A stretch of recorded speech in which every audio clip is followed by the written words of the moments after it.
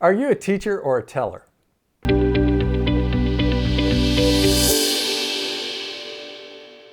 Welcome to Continue to Improve, where every week we bring you actionable content to help you continue to improve your business and your leadership. This week's episode is all about how to transform your team members from problem bringers to problem solvers. Have you ever made a mistake that was equal to or greater than your annual salary? I have. 14 years ago, I was working for a company and I had 5 departments reporting to me. One of them was the security department. It was time to put the contract out for bid, and through the process, we ended up hiring a different company. But one of the things that we did is we recognized that there was a handful of security officers from the old company that were doing a really good job, and we wanted to reward them, so we asked the new company to hire them. Well, about a month after the transition process, I get a letter from the old company. In essence, what it said is, you owe us $95,000 because you kept some of the security guards that we spent time, energy, and money recruiting. My heart sank. I had no idea what I was going to do. I just knew I was going to be fired for making such a terrible mistake. And then I thought about telling my boss, Mike. And all I could imagine was his face turning beet red, smoke coming out of his ears, and his comb over bobbing up and down like the lid on a pot of boiling water. It was quite a sight. When I told Mike, he sat back in his chair and he thought about it. Then he said, Dan, what did you learn from this experience? Well, Mike, I learned that before I make a major change from one contract to another, I really need to understand all the dynamics of the contract and how those play into that change. Good, Dan. Now, just one more question before you go.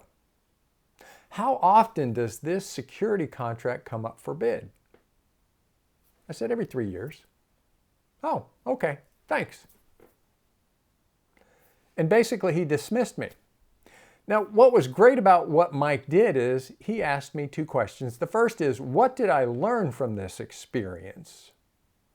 And the other was basically a very vague question, but that vague question caused me to start thinking about how I might approach this situation and turn this bad situation into a better situation. So I made some calls. And I invited the person who sent me the letter to have a meeting with us.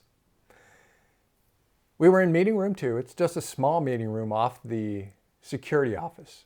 And I remember sitting across from Joe, and I slid his letter across the table to him, and he looked at it. And you could just see that he was kind of dreading this conversation. And he probably felt bad about sending the letter, but it was his company policy.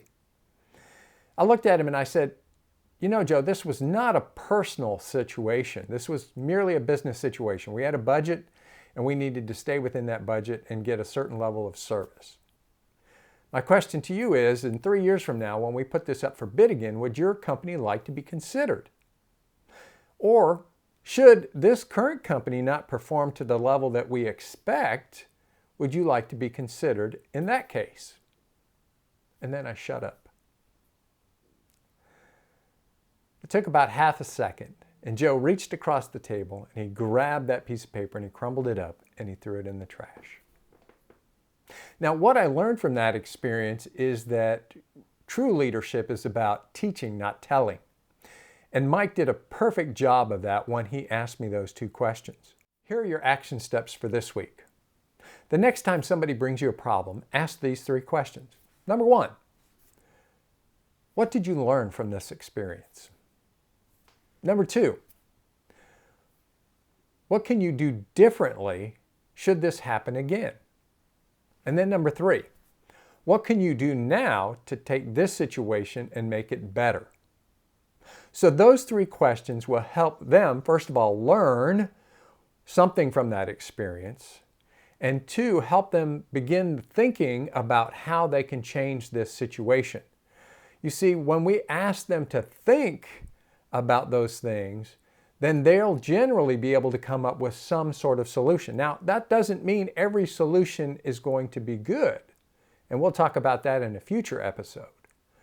But by getting those 3 questions out and getting them to think, they're going to be able to develop the problem-solving skills they need to help your business grow in the future. That's it for this week's episode of Continue to Improve. Please like and share this video.